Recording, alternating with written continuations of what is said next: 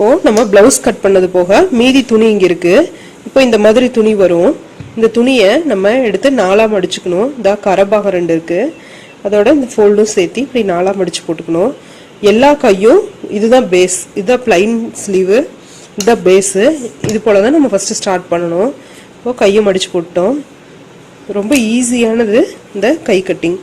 இப்போது நீளம் இந்த ஷோல்டர் இருக்கு இல்லையா, இந்த ஷோல்டர் இந்த சைடில் ஷோல்டர் இருக்குது. இந்த ஷோல்டரில் மடித்து பிடிச்சிக்கிறோம். பிடிச்சிட்டு கை நீளம் அப்படியே நேராக மடித்து கை நீளம் எடுத்துக்கிறோம். இப்போது கீழே 1 இன்ச்சு நம்ம எக்ஸ்ட்ராவாக மடிக்கிறதுக்காக விட்டுட்டோம். மடித்து ஹெம்மிங் பண்ணுறதுக்காக இந்த கை நீளம் இப்படி வச்சு இந்த கோட்டு மேலே வச்சு இப்படி மார்க் பண்ணிக்கிறோம். மார்க் பண்ணிட்டு அடுத்தது சைடு இந்த கை அகலம் இருக்கிற துணி ப்ளவுஸ் பிட்டாக இருந்ததுன்னா நம்ம அப்படியே விட்டுறலாம். இல்லைன்னா எவ்வளோ அளவு தேவையோ அந்த அளவோட 1 இன்ச் வச்சு எக்ஸ்ட்ராவாக வச்சு மார்க் பண்ணிக்கலாம். இதில் ஆல்ரெடி அவ்வளோதான் இருக்கும், அதனால நம்ம அப்படியே விட்டுறோம்.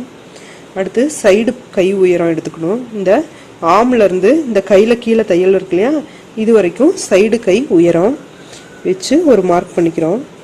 இந்த அகலம் அப்படியே விட்டுடலாம். எக்ஸ்ட்ரா இருக்கிற துணி அப்புறமா நம்ம கட் பண்ணிக்கலாம்.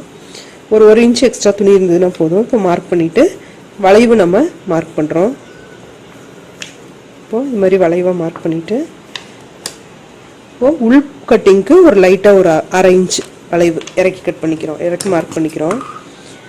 இப்போ இந்த கை கட்டிங் பண்ணுறோம். அடுத்து உள் பக்க கை நம்ம ஆல்ரெடி மார்க் பண்ணியிருக்கோம் இல்லையா, லைட்டாக 1/2 இன்ச் இறக்கி மார்க் பண்ணோம்னா போதும். அதோட லைட்டாக கட் பண்ணிக்கலாம். கட் பண்ணிவிட்டு இந்த உள் கை கட்டிங் தெரியணுங்கிறதுக்காக லைட்டாக ஒரு மடிப்பு மடித்து கட் பண்ணிக்கிறோம். இப்போது இவ்வளோதான் கை ரெடி ஆயிடுச்சு. இது கை கட்டிங்கு. அடுத்து ப்ளவுஸு எப்படி ஸ்டிச் பண்ணுறதுங்கிறத பார்ப்போம். கண்டினியூஸாக அடுத்த வீடியோ அப்படியே பாருங்கள்.